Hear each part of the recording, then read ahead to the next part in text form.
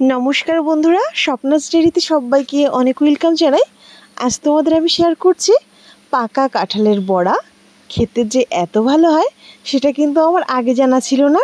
তো বন্ধুরা, পুরো ভিডিওটি দেখার অনুরোধ রইল। আশা করছি তোমাদের খুব ভালো লাগবে। প্রথমে আমি একদম পাকা নরম যে কাঁঠালটা, সেই কাঁঠালটা নিয়েছি এবং কাঁঠালের বীজগুলো ফেলে একটা পাত্রে নিয়ে নিয়েছি। এখানে নরম কাঁঠাল হলে সেটা কিন্তু খুব ভালো হবে। মিক্সিতে নিয়ে নিলাম পেস্ট করার জন্য এবং মিহি একটা সফট পেস্ট আমি তৈরি করে নিয়েছি। দেখে নাও, পেস্টটা ঠিক এইরকম হয়েছে। পিঠের পরিমাপটা যেরকম হবে সেই হিসেবে কাঁঠালের পেস্টটা তৈরি করে নিতে হবে। এখানে মিনিমাম 15 থেকে 20টা কোয়া আঠি ছাড়িয়ে পেস্ট করে নিলাম।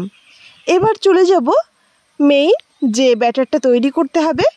এখানে একটা বোল নিয়ে নিচ্ছি এই ছোট বাটির মাপ করে 1 বাটি ময়দা, সেই বাটির মাপ করেই হাফ বাটি মতো চালের গুঁড়ি। এখানে তোমরা ময়দার জায়গায় আটাও ব্যবহার করতে পারো, আর চালের গুঁড়ির বদলে সুজিও অ্যাড করতে পারো, তাহলেও কিন্তু পিঠেটা খুব ভালো হবে। তারপর দিয়ে দিলাম সেই বাটির মাপ করে হাফ বাটি চিনি। যে যার স্বাদ অনুযায়ী চিনিটা অ্যাড করবে। কাঁঠালের মিষ্টিটা দেখে আর যে যার স্বাদ অনুযায়ী চিনিটা বুঝে দিতে হবে। তারই সঙ্গে দিয়ে দিলাম সামান্য লবণ। যে কোনো মিষ্টি কিছুতে একটু লবণ অ্যাড করলে স্বাদটা খুব ভালো আসে। আমি কাঁঠালের পেস্টটা দিয়ে আস্তে আস্তে মেশাতে থাকছি। কাঁঠালের পুরো পেস্টটা কিন্তু আমি একবারে দিইনি, অল্প অল্প করে দিচ্ছি আর গুলে নিচ্ছি। ব্যাটারের ঘনত্বটা কীরকম রাখবো সেটা খেয়াল করেই আমি হাত দিয়ে খুব ভালো করে মেখে নিচ্ছি। আর যতটা কাঁঠালের পাল্প আমি বের করেছিলাম, পুরো পাল্পটা কিন্তু আমাদের লেগে গেছে। ব্যাটারটা পুরোপুরি তৈরি হয়ে গেছে বড়া তৈরি করার জন্য। দেখতেই পাচ্ছ, ঠিক এই রকম ঘনত্বের ব্যাটার তৈরি করে ঢেকে রেখে দিলাম 15 থেকে 20 মিনিটের জন্য। ফিরে আসছি 20 মিনিট পর। দিয়ে দিচ্ছি সামান্য বেকিং পাউডার। ভালো করে আর একবার মিশিয়ে নিলাম। তবে তোমরা বেকিং পাউডারের বদলে যদি হাতের কাছে সোডাও থেকে থাকে 1 চিমটি বেকিং সোডা অ্যাড করে দিতে পারো। তারপর কড়াই বসিয়ে দিয়েছি রিফাইন তেল দিয়ে। যখন বেশ গরম হয়ে আসছে সেই টাইমে ফ্লেমটাকে একদম লো করে দিয়ে আমি এক এক করে বড়াগুলো দিয়ে দিচ্ছি।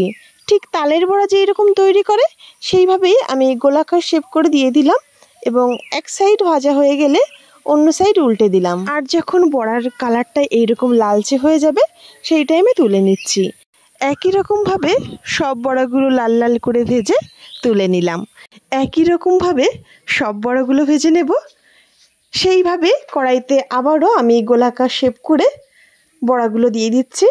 আর বড়াটা দেওয়ার সময় অবশ্যই ফ্লেমটাকে একদম লো করেই সব বড়াগুলো দিয়ে দেবে, তা না হলে কিন্তু আগের থেকে বড়ার কালারটা চলে আসবে আর বড়াগুলো ভাজা হবে না। তাই প্রথমে একদম লো করে দিয়ে সব বড়াগুলো তেলের উপর দিয়ে দেব।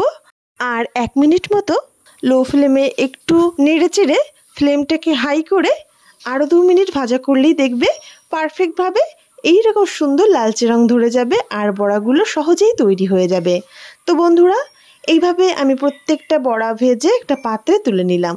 এত লোভনীয় খেতে হয়েছিল, এটা কিন্তু একবার যে তৈরি করে খাবে তার বারবার ইচ্ছা করবে। তো বন্ধুরা, ভিডিওটি তোমাদের কেমন লেগেছে প্লিজ কমেন্ট করে জানিও। আর বাড়িতে যদি এইভাবে একবার বড়া তৈরি করে থাকো সেটাও কমেন্টে জানিও যে তোমাদের কেমন লেগেছে। তো বন্ধুরা, আজ ভিডিওটি এ পর্যন্তই শেষ করছি। দেখা হচ্ছে নেক্সট কোনো ভিডিওতে। তোমরা অনেক ভালো থেকো, সুস্থ থেকো।